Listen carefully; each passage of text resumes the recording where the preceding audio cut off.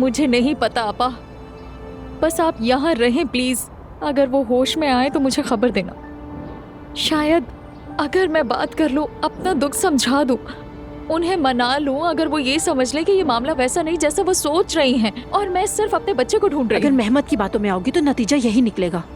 देखो एलिफ, हम उमर के पास चलते हैं और उसे सच बता देते हैं कि गुलचा साहिबा के गिरने के वक्त तुम वहीं थी और तुम डर के मारे भाग गई थी।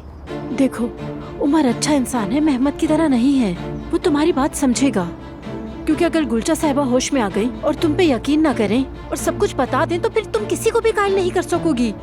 नहीं आपा, उमर मुझ पर यकीन नहीं करेगा। वो सिर्फ और सिर्फ आयजा की बात सुनता है, ना मेरी बात सुनता है, ना मुझे देखना चाहता है। आयजा जो कहती है वही करता है। उस लड़की ने जैसे उस पर जादू कर दिया है। ये तुम क्या कह रही हो एलिफ? जिससे वो मोहब्बत करता है, जाहिर है उसी की बात सुनेगा, उसी के कहे को सच मानेगा। वो एक दूसरे से मोहब्बत करते हैं एलिफ। ये कैसी मोहब्बत है आपा, खुदा के लिए?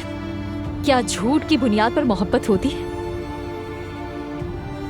उमर ने उससे अपना माजी छुपाया, अब अपने बच्चे के वजूद से भी इनकार कर रहा है। मेरा बच्चा जिंदा है मगर कोई मेरी बात सुनने को तैयार नहीं। लेकिन मैं ये होने नहीं दूंगी।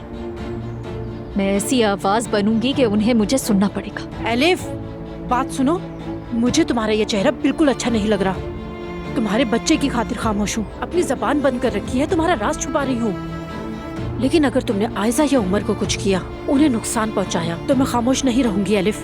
मैं क्या बुरा कर रही हूँ? हाँ आपा, एक ही मकसद है, अपने बच्चे से मिलना। ना आयजा, ना उमर, ना उनकी मोहब्बत। मुझे किसी से कोई गर्ज नहीं है। तो फिर क्या करोगी तुम?